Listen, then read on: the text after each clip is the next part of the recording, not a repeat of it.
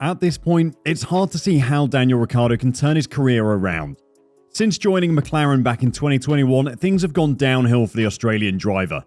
The Honey Badger is loved by fans and for many years was the most likeable personality on the grid. But a run of poor form lasting well over a year means the sun may finally be setting on his career. In a recent interview, his teammate Lando Norris gave his thoughts on why Daniel hasn't been able to get to grips with the car this season. Before we look at that though, let's consider how Daniel got to this point. Daniel has been in some tricky situations before in his career, and when you have raced in F1 for 12 years, you learn a thing or two about how to get out of them. So far this season, Daniel has 17 points to Lando's 64, a deficit that might cost McLaren 4th place in the constructors' standings. Daniel rose to fame with his late-braking style. His iconic overtake was a late lunge down the inside, trusting that his car would get stopped quick enough to make the corner and then make himself as wide as possible on the exit to stop his opponent getting past him at the corner exit. It might be that Ricciardo is driving the current car as quickly as it can go with his default approach, but he needs to rewire himself to be in tune with the car. That's easier said than done though, but Ricciardo has had such problems before. The trouble is that it does take time, simply because drivers are always at their best when they aren't having to think about every corner, every braking phase, and force themselves to do something different. Subconscious processing is far faster than conscious processing, so until Ricciardo can approach a corner and just default to the correct style, it's going to be a battle. The most obvious comparison point is his early struggles with Renault in 2019. Then, Ricciardo also struggled with the entry phase and adapting from a front-running car to a middling one, but he soon got to grips with it. Even so, it wasn't really until the second half of the season that he was consistently at the top of his game, turning in a string of particularly strong performances and then keeping up his form in 2020. Even back in 2013, he was showing he can struggle with poor form at times.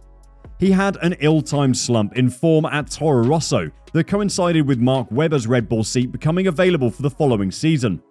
It's often forgotten that in the 2 races prior to Webber announcing he was leaving Red Bull in late June 2013, Ricciardo had struggled while teammate Jean-Eric Vergne had superb weekends in Monaco and Canada. Red Bull was keen on promoting one of the Toro Rosso drivers, and Vergne appeared to be on form at the right time.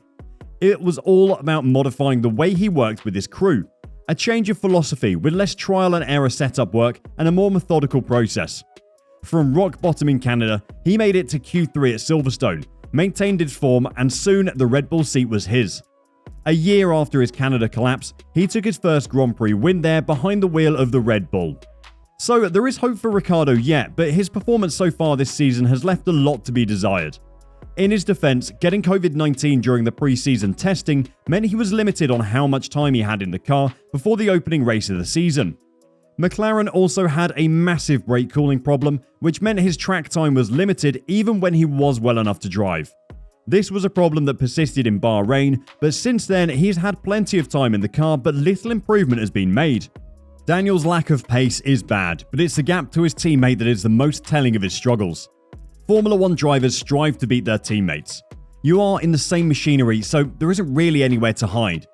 You're bound to have seen the memes about Nico Rosberg always bringing up that he beat Lewis Hamilton in the same machinery in 2016, but jokes aside, this is something that really matters to racing drivers. Head-to-head, Lando has been better than Daniel in every way this season. He's outqualified Daniel at all but 2 races. He has a podium finish, while Ricciardo's best finish is 6th.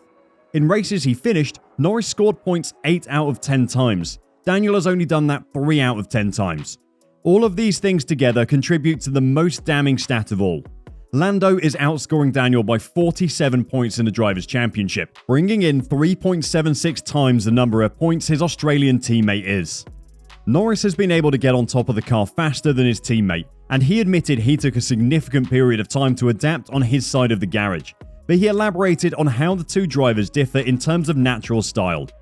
I struggled at the beginning of the season, probably with my driving style a bit more than what Daniel struggled with initially in the first few tests, and I feel like I had to adapt quite a bit, Norris said. Some of my feelings are not translated to his feelings, and how we drive the cars is slightly different as well. I prefer a car with, I don't mind as much instability from the car, and kind of can push on the fronts more, and he prefers a car that is a bit more stable and made with a little more understeer. Norris acknowledged that the McLaren this year is a tricky car to master, with adaptations needed from a driving point of view to be able to make the most of the car's potential. "I do feel like it's a difficult car to drive, our car," Norris admitted. "You know, I think our characteristics, which he's also had over the past few years, even Carlos Sainz said it, they're quite specific and unique, so some of the driving styles you need are like not ones you kind of grow up learning, and therefore you have to adapt quite a bit. Especially this year, the car's very different, as some of the characteristics of last year are gone, and we've introduced some other characteristics, so I've had to change my driving style. At the same time, I've also had to adapt to it. It's not just because I've been with McLaren for 4 years that I know this car inside out." Lando is obviously aware of the fact that the McLaren can be a difficult car to adapt to, but points out that he hasn't got to grips with it just because he's been driving with the team for a long time. It's because he's put in the work to learn how the car drives. Just like back when he first joined Renault, Daniel needs to adapt to the car, and the summer break may be the perfect time for him to do that. They say you can't teach an old dog new tricks, but hopefully that doesn't apply to honey badgers as well. If Daniel can use a summer break to reset and adjust his style to suit the new car, then he could begin to match Lando in the second half of the season. Of course, he has been at McLaren since 2021, but the change of regulations between 2021 and 22 means the new car is as alien to him as the Renault was back in 2019. His poor run of form this season meant many media outlets started to speculate that McLaren may get rid of him for the 2023 season. Comments made by Zach Brown only fanned the flames of the story as well, but Daniel has recently confirmed that he has no intention of going anywhere while he still has a contract. And, to be completely honest, he has absolutely no reason to leave either. With his reputation damaged potentially beyond repair, his current salary, reported to be $15 million per season, would not be obtainable anywhere else. And despite an inconsistent 2022, McLaren remain the team best placed to join the elite in the coming years. If his current predicament appears bleak, the alternatives were he to part ways with McLaren at the end of this year look far worse. Aston Martin are going absolutely nowhere fast, both on and off the track.